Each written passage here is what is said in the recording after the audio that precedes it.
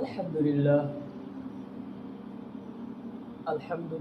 نحمده ونستعينه ونستغفره ونؤمن به ونتوكل عليه ونعوذ بالله من شرور أنفسنا ومن سيئات أعمالنا من يهده الله فلا مضل له ومن يضلله فلا هادي له ونشهد أن لا إله إلا الله وحده لا شريك له ونشهد أن محمدا عبده ورسوله أعوذ بالله من الشيطان الرجيم بسم الله الرحمن الرحيم ووضع الكتاب فترى المجرمين مشفقين مما فيه ويقولون يا ويلتنا ما لهذا الكتاب لا يغادر صغيرة ولا كبيرة إلا أحصاها ووجدوا ما عملوا حاضرا ولا يظلم ربك أحدا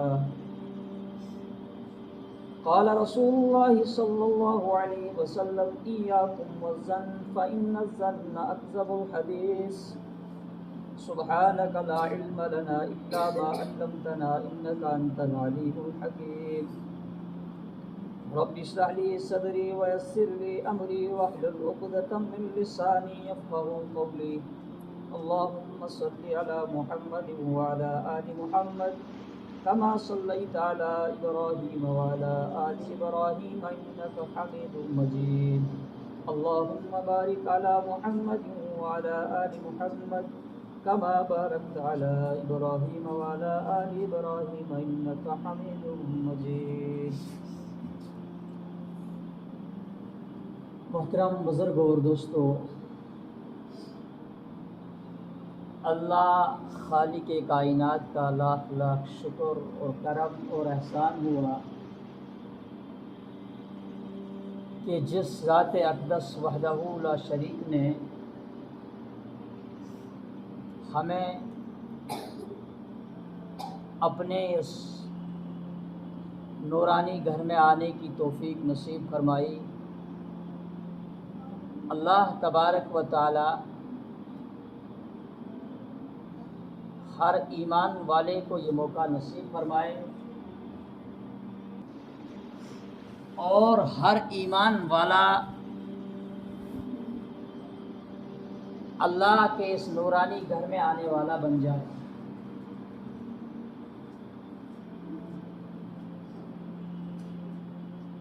انسان آج کے دور میں جہاں کامیابی تلاش کر رہا ہے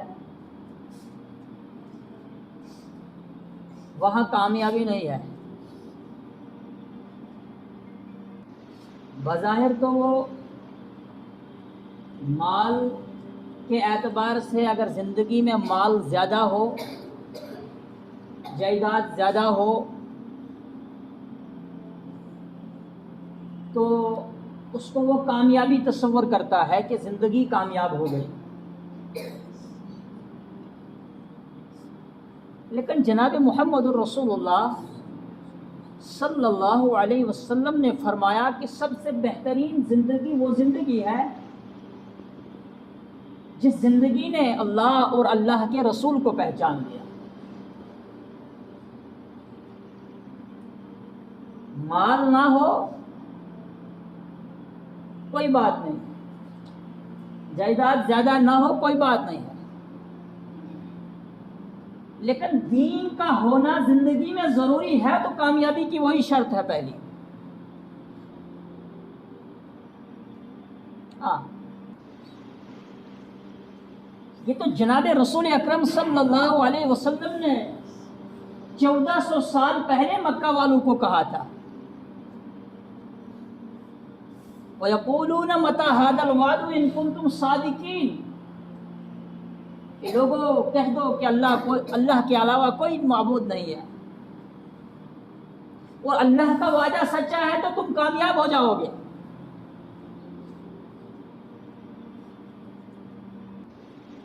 لیکن ہم آج کامیابی کو تصور کہیں اور کر رہے ہیں.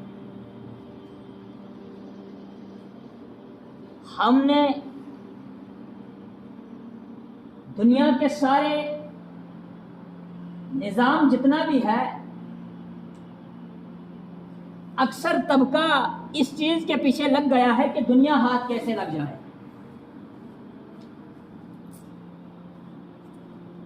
دنیا کسی بھی طرح سے ہاتھ میں آ جائے اور آخرت کا تو بعد میں سوچیں گے. اکثر یہ کہتے جاتے ہیں. اور زندگی کے عیش و آرام جس چیز نے ختم کرنے ہیں، جو بڑھاپے میں بھی آ جاتی ہے، بچپن میں بھی آ جاتی ہے، جو ماں کے گود سے بچہ چھین لے جاتی ہے، جو بچے کو دودھ پلاتی ہوئی ماں کو بچے سے جدا کر دیتی ہے موت، وہ موت انسان نے یاد نہیں رکھی ہے. اللہ قرآن کہتا ہے کل من علیہا فان، یہ سب کچھ فنا ہونے والا ہے. وَيَبْقَى وَجْهُ رَبِّكَ ذُو الْجَلَالِ وَالْإِكْرَامِ. کل من علیہا فان، سب فنا ہونے والا ہے. وَيَبْقَى وَجْهُ رَبِّكَ ذُو الْجَلَالِ وَالْإِكْرَامِ. اگر کچھ باقی رہنے والا ہے تو وہ تیرا رب ذو الجلال والاکرام ہے. انسان کو یہ بات کہنے کے باوجود اللہ نے اسے کہہ بھی دیا. جناب رسول اکرم صلی اللہ علیہ وسلم نے امت کو یہ تعلیم بھی دی کہ دنیا کی نعمتیں اور یہ دنیا عارضی چیز ہے، یہ ابدا نہیں ہے. یہ تو میرا ایک نظام ہے کہ کسی کو زیادہ دے دیتا ہوں، کسی کو کم دیتا ہوں، کسی کو لے کے آزماتا ہوں، کسی کو دے کر آزماتا ہوں. یہ تو میرا ایک نظام چل رہا ہے. لیکن آخر میں ایک ہی شرط لگائی، کل من علیہا فان، کہ سب فنا ہونے والا ہے. اس کا نام و نشان باقی نہیں رہنے والا ہے. ہاں، میرے یہاں تو اس کی کوئی قدر و قیمت نہیں ہے. قرآن کہتا ہے وَلِلَّهِ الْعِزَّةُ وَلِرَسُولِهِ وَلِلْمُؤْمِنِينَ. وَلِلَّهِ الْعِزَّةُ، عزت ہے اللہ کی اور اللہ کے رسول کی. وَلِلَّهِ الْعِزَّةُ وَلِرَسُولِهِ وَلِلْمُؤْمِنِينَ، اور عزت ہے مومنین کی. وَلَكِنَّ الْمُنَافِقِينَ لَا يَعْلَمُونَ، اور یہ منافق لوگ کیا جانے کہ اللہ کی عزت کیا ہے، رسول کی عزت کیا ہے، مومنین کی عزت کیا ہے. یہ سوچتے ہیں حضرت بلال کو آگ کی انگاروں پر لٹایا جاتا ہے، حضرت بلال کو تپتی ہوئی دھوپ پر میں لٹایا جاتا ہے، عرب کی ریت کے اندر اس کو لٹایا جاتا ہے، اس کو طرح طرح کی تکلیفیں دی جاتی ہے، اس کو گھسیٹا جاتا ہے. اس کو کیا یہ ذلت سمجھتے ہیں؟ نہیں، یہ نہیں جانتے. وَلَكِنَّ الْمُنَافِقِينَ لَا يَعْلَمُونَ، یہ نہیں سمجھ سکتے ہیں یہ کیا چیز ہے. ارے اللہ کے راہ میں جوتے کھانا بھی عزت ہے، اللہ کے راہ میں گھسیٹا جانا بھی عزت ہے، اللہ کی راہ میں پتھر کھانا بھی عزت ہے، اللہ کے راہ میں جتنے بھی تکلیفیں آئیں گی وہ عزت ہی عزت ہے. کیوں؟ قرآن جب کہہ رہا ہے وَلِلَّهِ الْعِزَّةُ وَلِرَسُولِهِ وَلِلْمُؤْمِنِينَ وَلَكِنَّ الْمُنَافِقِينَ لَا يَعْلَمُونَ، اللہ کی عزت ہے، اللہ کے رسول کی عزت ہے اور مومنین کی عزت ہے. اور اس دور کے مومنین صحابہ تھے. کتنی تکلیفیں اٹھائی، کیا کچھ برداشت کیا، کتنا وہ عرب کا کتنا ظلم برداشت کیا. حضرت خباب، حضرت سمیہ رضی اللہ تعالی عنہا کی شہادت کیسی دردناک ہوئی. حضرت خباب رضی اللہ تعالی عنہ کو آگ کی انگاروں پر لٹایا گیا.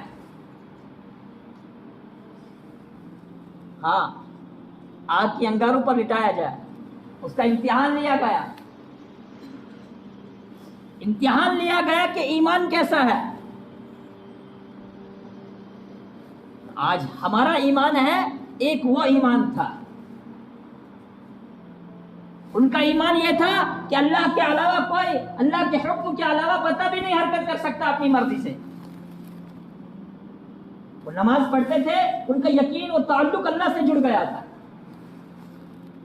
ہاں، ان کا تعلق اللہ سے جڑ گیا تھا، خالق مالک رزاق سب کچھ اللہ کا ہونے کا یقین ہو گیا تھا ان کو. زندگی اور موت کا مالک میرا اللہ، روزی دینے والا میرا اللہ، روزی چھیننے والا میرا اللہ، یہ ان کا یقین پختہ ہو گیا تھا. آج ہم نماز بھی پڑھتے ہیں، یقین بھی رکھتے ہیں، لیکن اس کے باوجود ایمان ہمارا اندر سے ڈگمگا جاتا ہے. یہاں سے اللہ سے وعدہ کرتے ہیں ایاک نعبد و ایاک نستعین، ہم تیری ہی عبادت کرتے ہیں اور تجھ سے ہی مدد مانگتے ہیں. مسجد کے اندر تو اللہ سے وعدہ کیا، جب مسجد کے باہر کسی کو دیکھا، کوئی پریشانی آ گئی، کوئی حاجت آ گئی، فوراً ہاتھ پھیلا دیا. ہاں یہاں تو یہ ہو گیا. حالانکہ فاروق اعظم رضی اللہ تعالی عنہ نے بیت رضوان جس درخت کے نیچے ہوئے تھے، بیعت جس درخت کے نیچے ہوئی تھی، اس کو کاٹ ڈالا تھا کہ آنے والا دور ایسا نہ ہو جائے کہ لوگ اس درخت کی پوجا کرنا شروع کر دیں، کہ اس درخت کے نیچے صحابہ سے اللہ کے رسول صلی اللہ علیہ وسلم نے بیعت لی ہے تو لوگ اس کو پوجنا شروع نہ کر دیں. کہیں قرآن کہتا ہے یا ایھا الناس انتم الفقراء الی اللہ، یہ لوگوں تم سب فقیر ہو اللہ کی نظر میں. یا ایھا الناس انتم الفقراء، سب فقیر ہو اللہ کی نظر میں. غنی واللہ الغنی الحمید، غنی اگر ہے تو تیرا اللہ. ہاں تم کہاں کی طرف چلے گئے؟ ما نعبدهم الا ليقربونا الى الله زلفى، جب ان لوگوں سے کہا گیا مکہ والوں سے کہ آپ ان اللہ کے جو پیارے ہو گئے ہیں انہیں کیوں پوجتے ہیں، تو یہ جواب دیتے تھے ما نعبدهم الا ليقربونا الى الله زلفى، اس لیے کہ یہ اللہ کے پیارے تھے اس لیے ہم ان کی عبادت کرتے ہیں، اپنی زلفیں ان کے سامنے جھکاتے ہیں، اس لیے ہم ان کے سامنے جھکتے ہیں. لیکن رسول کریم صلی اللہ علیہ وسلم نے فرمایا میں تو یہی اعلان کرنے آیا ہوں کہ دین تو وہ دین ہے کہ یہاں اللہ گناہگار کی بھی سنتا ہے اور نیک کی بھی سنتا ہے. خود اللہ کی بارگاہ میں ہاتھ اٹھا کر دیکھ لیجئے کہ اللہ سننے والا ہے یا نہیں سننے والا ہے. اس کے لیے شرط ایک رکھی کہ یقین صادق اندر ہو، اندر اتنا یقین ہو کہ اللہ سے ہونے کا یقین ہو اور غیر اللہ سے نہ ہونے کا یقین ہو. اس لیے ایمان کا بہت بڑا مسئلہ. کل قیامت کے دن سوال بھی تین ہی ہوں گے، قبر کے اندر سوال بھی تین ہی ہوں گے، اور تینوں سوال بھی بتا دیے. کتنا آسان امتحان ہے، آسان امتحان ہے، جواب بھی بتا دیا. پہلا سوال نمبر جو آئے گا من ربو کا، تیرا رب کون ہے؟ تیرا رب کون ہے؟ تجھے روزی دینے والا کون ہے؟ تجھے زندگی بخشنے والا کون ہے؟ تجھے بیماری دینے والا کون ہے؟ تجھے کھلانے اور پلانے والا کون ہے؟ یہ صبح شام کرنے والا کون ہے؟ دنیا کا یہ سارا نظام چلانے والا کون ہے؟ واقعی اگر اس انسان نے اس اپنے رب کی عبادت کی ہوگی تو یہ جواب فوراً دے دے گا. لیکن اگر اس نے رب کے علاوہ کسی اور کو اپنا مالک اور خالق کارساز و دستگیر مانا ہوگا تو یوں آتا ہے کہ یہ جواب نہیں دے پائے گا. اليوم نختم على افواههم وتكلمنا ايديهم وتشهد ارجلهم بما كانوا يكسبون. کل قیامت کے دن ایسا منظر دیکھنے کو ملے گا کہ انسان کی زبان کو مہر لگا دی جائے گی، اس کو زبان کو بند کر دیا جائے گا، اس کا ہاتھ گواہی دینا شروع کرے گا، اس کے پاؤں گواہی دینا شروع کرے گا، اس کا جو یہ بدن ہے وہ گواہی دینا شروع کرے گا. وَلَقَدْ جِئْتُمُونَا فُرَادَىٰ كَمَا خَلَقْنَاكُمْ أَوَّلَ مَرَّةٍ بل زعمتم ان لن نجعل لكم موعدا ووضع الكتاب فترى المجرمين مشفقين. جب صف در صف یہ لوگ آئیں گے خالی ہاتھ اللہ کی بارگاہ میں آئیں گے، اب اللہ تبارک و تعالی ان سے پوچھے گا لقد جئتمونا كما خلقناكم اول مره بل زعمتم ان لن نجعل لكم موعدا. کیا میں نے تمہیں خالی ہاتھ دنیا میں بھیجا تھا؟ آج تم ویسے ہی خالی ہاتھ میرے پاس آ گئے، ایک کفن آپ کے جسم پر لگا ہوا ہے اور ننگے پاؤں تم میری عدالت میں آ رہے ہو. ووضع الکتاب فترى المجرمین مشفقین مما فیہ. آئے اب ایک پرچہ کھلے گا، اب ایک کتاب کھلے گی، کیسا منظر ہوگا وہ وَوُضِعَ الْكِتَابُ فَتَرَى الْمُجْرِمِينَ مُشْفِقِينَ مِمَّا فِيهِ وَيَقُولُونَ يَا وَيْلَتَنَا ہائے افسوس، ہائے افسوس، یہ کہہ رہا یہ کیسی کتاب کھل گئی، یہ کیسا رجسٹر کھل گیا، یہ کیسا اس میں ہماری زندگی کا سب کچھ اس نے لے رکھا ہے، ہمیں تو پتہ ہی نہیں چلتا تھا، لیکن اس نے تو سب کچھ نوٹ کر دیا ہے، میں نے اتنے گناہ کیے تھے، میرے ذہن میں تو وہ گناہ ہی نہیں ہے، مجھے تو یاد ہی نہیں آ رہے ہیں، لیکن یہ کیسا منظر آج آ گیا پیش، یہ سامنے کیسا میرا کاغذ کھل گیا۔ وَوُضِعَ الْكِتَابُ فَتَرَى الْمُجْرِمِينَ مُشْفِقِينَ مِمَّا فِيهِ وَيَقُولُونَ يَا وَيْلَتَنَا مَا لِهَذَا الْكِتَابِ لَا يُغَادِرُ صَغِيرَةً وَلَا كَبِيرَةً إِلَّا أَحْصَاهَا۔ آئے یہ کیسی کتاب ہے، لا يغادر صغيرة ولا كبيرة إلا أحصاها، نہ اس نے کوئی چھوٹی غلطی چھوڑی ہے، نہ اس نے کوئی بڑی غلطی چھوڑی ہے، اس نے تو سب کچھ نوٹ کر کے رکھا ہے۔ اب ہوگا کیا یہاں، لا يغادر صغيرة ولا كبيرة إلا أحصاها ووجدوا ما عملوا حاضرا۔ اب تیرا مالک تجھ سے کہتا ہے ووجدوا ما عملوا حاضرا، یہ تیرا نامہ اعمال حاضر ہے، اب اس کو دیکھ لے، ووجدوا ما عملوا حاضرا۔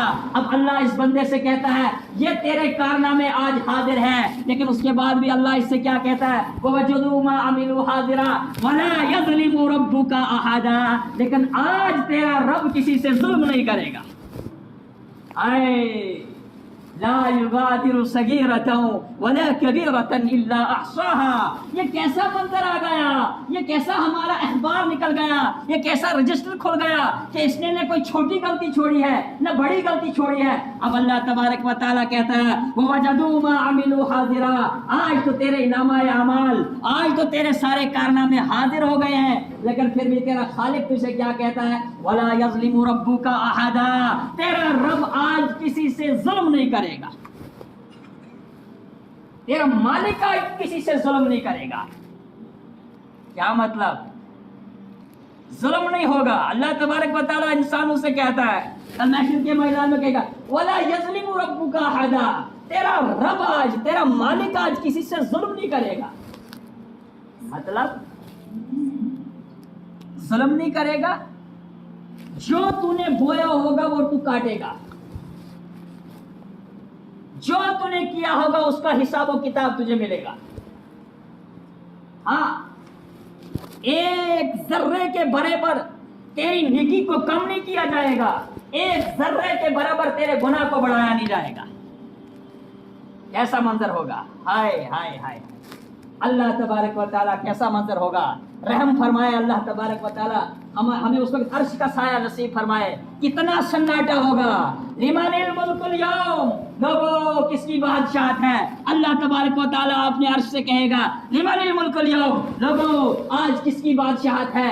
آج کیوں سناٹا چھایا ہوا؟ کوئی جواب نہیں دینے کے لیے تیار، کوئی آواز کرنے کے لیے تیار نہیں ہے، کوئی نہیں جواب دے گا، لیکن ہمارا مالک اور خالق اللہ پھر عرش سے کہے گا للہ الواحد القہار، آج ایک ہی اللہ کی حکومت ہے، آج ایک واحد القہار کی حکومت ہے، کوئی کسی کا پروسان حال نہیں ہوگا۔ لوگ پسینے میں شرابن طہورا ہوں گے، پسینے میں لوگ چل رہے ہوں گے، گرمی کا عالم ہوگا، محشر کا میدان ہوگا، لوگ دوڑ رہے ہوں گے، لیکن کوئی کسی کا پروسان حال نہیں۔ لوگ کریں گے یا آدم علیہ السلام و آدم صفی اللہ یوم القیامت یا ربی نفسی نفسی، جب آدم علیہ السلام کے پاس جائیں گے تو یہاں بھی دیکھا جا رہا ہے کہ آدم علیہ السلام نفسی نفسی کہتا ہے، میرے اللہ معاف فرما معاف فرما۔ نوح علیہ السلام کے پاس جا رہے ہیں، وہ بھی کہتا ہے نفسی نفسی۔ موسیٰ علیہ السلام کے پاس جاتے ہیں، وہ بھی کہتا ہے نفسی نفسی۔ حضرت ابراہیم علیہ السلام کے پاس جاتے ہیں، وہ بھی کہتے ہیں نفسی نفسی، لیکن تمہارے اور میرے حبیب کے پاس جاتے ہیں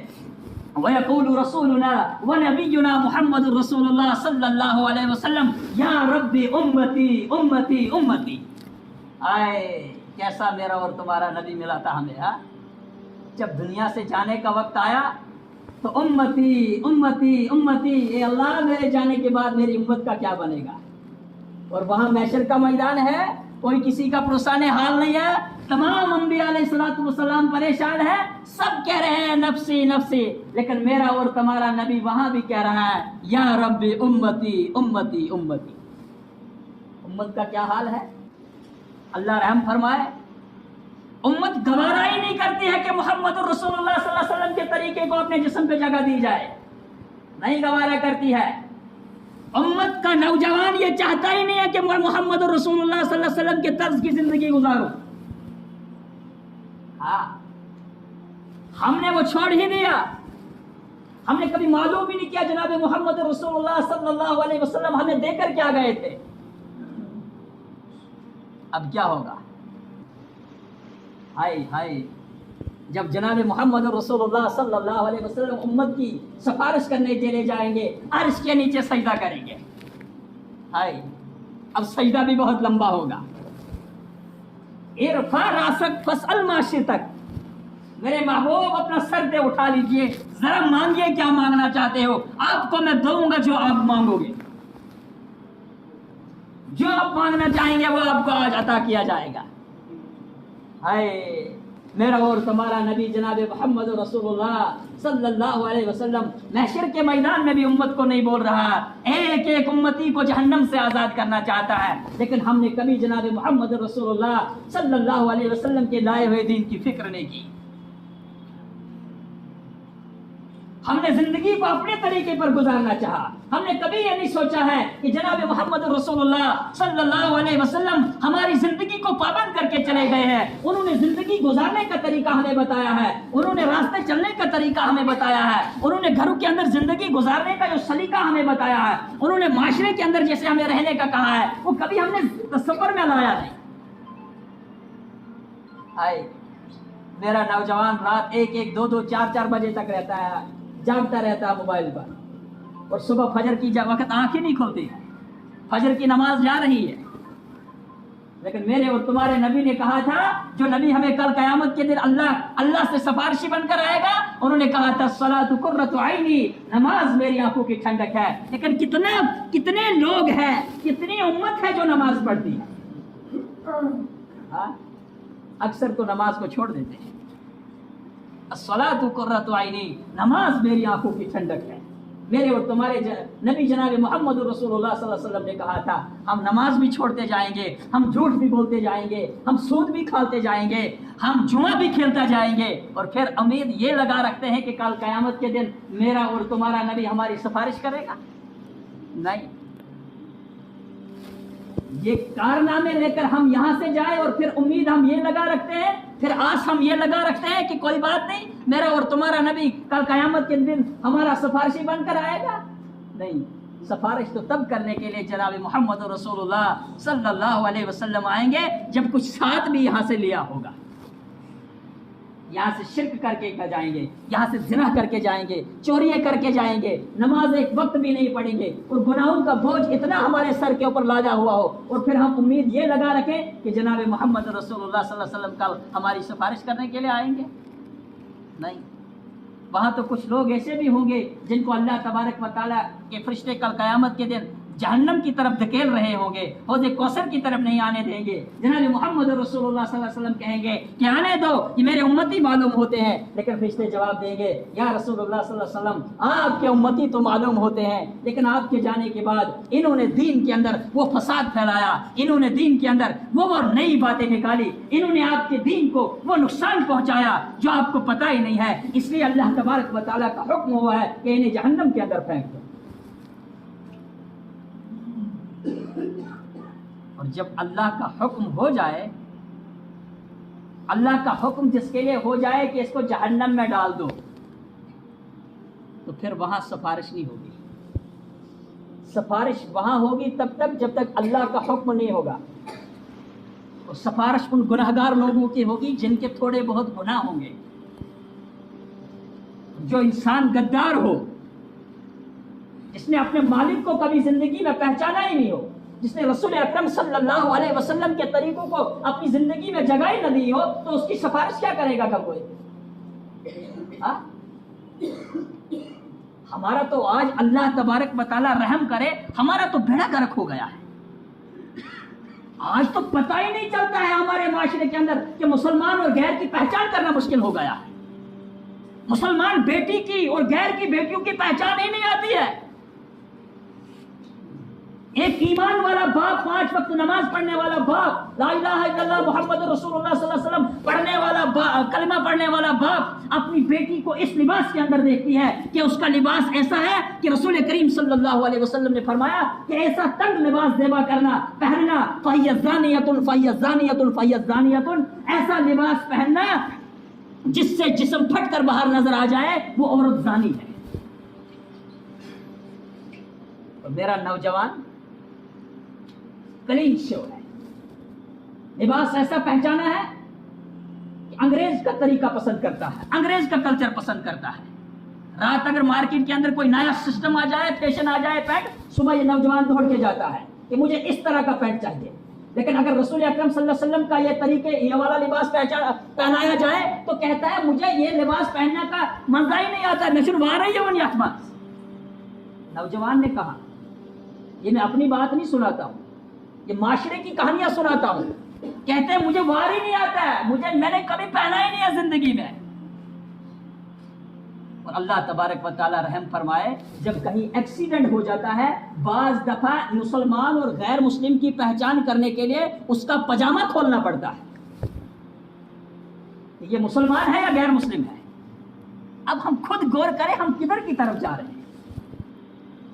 اور باپ بھی بیچارہ پریشان ہے، اس کے پاس وہ اوقات ہی نہیں ہے کہ وہ اپنے بیٹے کو دمکائے، ڈرائے کہ بیٹا ایسا مت کر، نہیں، وہ پریشان ہے۔ بیٹا اتنا سرکش ہو چکا ہے، اتنا باغی ہو چکا ہے کہ باپ بیٹے سے ڈرتا ہے۔ پھر عذاب نہیں آئے گا تو پھر کیا ہوگا؟ پھر ہمارے اوپر رحم عرش سے کہاں، نیک فیصلے کہاں عرش سے آئیں گے؟ فیصلے تو بھی ویسے ہی آئیں گے جیسے ہمارے اعمال یہاں سے جائیں گے۔ اللہ تبارک و تعالی رحم فرمائے، اللہ تبارک و تعالی زیادہ سننے سے زیادہ عمل کرنے کی توفیق عطا فرمائے۔